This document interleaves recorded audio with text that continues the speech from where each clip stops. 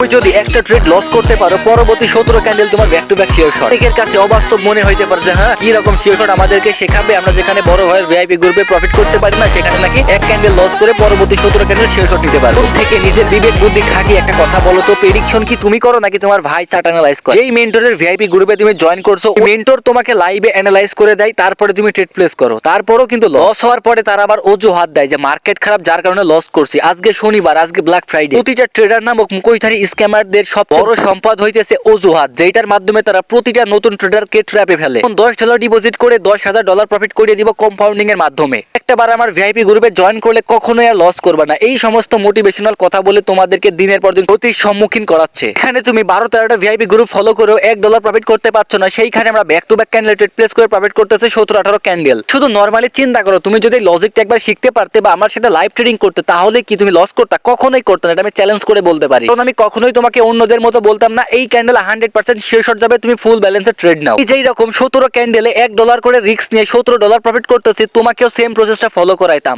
শেষে বাস্তবতা কি দেখা দিল, লস গেলে $1 প্রফিট হলে $17। তুমি ঠিকই শুনেছো, তুমি যদি আমার সাথে লাইভ ট্রেডিং করো, $1 এর রিস্ক নিয়ে $17 প্রফিট করতে পারবে ব্যাক টু ব্যাক। যেরকম আমরা প্রতিটা ক্যান্ডেল ট্রেড প্লেস করে প্রফিট করলাম। ক্যান্ডেল কিন্তু আমরা স্কিপ করি না, কোনো ক্যান্ডেল আমরা কনফার্মেশন নেওয়ার জন্য অপেক্ষা করি না, শুধুমাত্র অ্যালগরিদমের উপর ভিত্তি করে ব্যাক টু ব্যাক ক্যান্ডেলে প্রফিট করলাম।